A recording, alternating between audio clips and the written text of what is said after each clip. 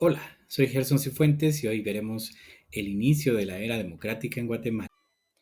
¿Para qué estudiar la era democrática guatemalteca?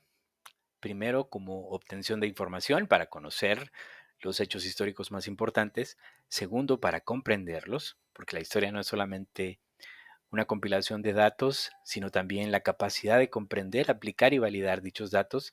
Y esto nos ayuda en la vida diaria para comprender nuestra realidad. Entonces, tenemos algunas ideas clave como golpe de Estado, gobierno militar, Asamblea Nacional Constituyente, Tribunal Supremo Electoral y algunos personajes clave a considerar como José Efraín Ríos Montt, Óscar Humberto Mejía Víctores y Marco Vinicio Cerezo Arévalo.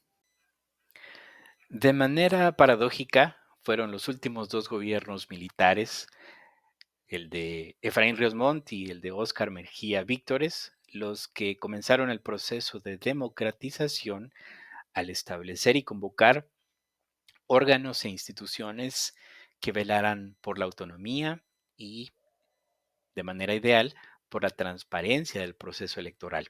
Estas instituciones y sucesos históricos fueron la creación del Tribunal Supremo Electoral y la promulgación de la Ley del Registro de Ciudadanos en 1983 y ya por el entonces jefe de facto Mejía Víctores la convocatoria a una Asamblea Nacional Constituyente que redactara una nueva constitución y que a su vez convocara elecciones. Las elecciones generales se dieron en 1985.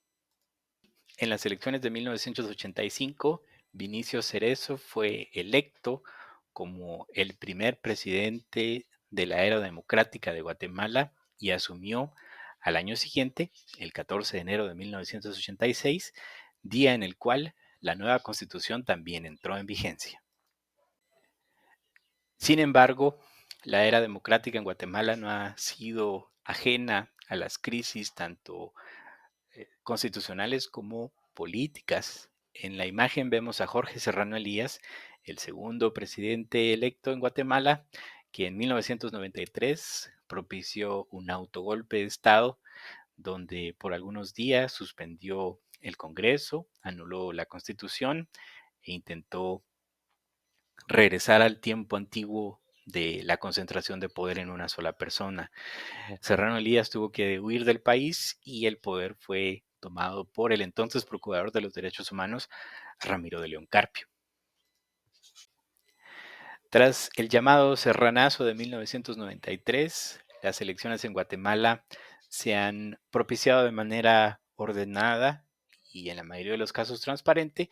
Sin embargo, la era democrática también ha visto algunos hitos y hechos importantes como la firma de la paz en 1996, como la renuncia de Otto Pérez Molina a la presidencia en 2015, como el manejo de la pandemia del COVID-19 en Guatemala por parte del expresidente Yamatei y el año pasado, en 2023, la elección de Bernardo Arévalo como presidente de la República.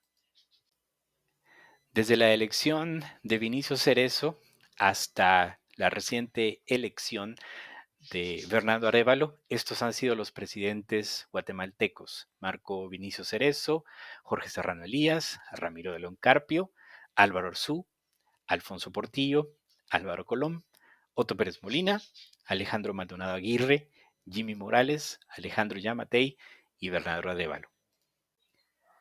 En conclusión, la era democrática en Guatemala ha visto el establecimiento de instituciones autónomas que velan por la transparencia del proceso electoral y el orden constitucional, amparado siempre en la Carta Magna o en la Constitución. Esto no sin problemas, no sin dificultades, no sin complicaciones a través de la corrupción, de los grupos de poder, de las élites que mantienen básicamente el control de las altas esferas de la política en Guatemala, y es una responsabilidad de todos y todas velar por el cumplimiento y la manutención de la democracia.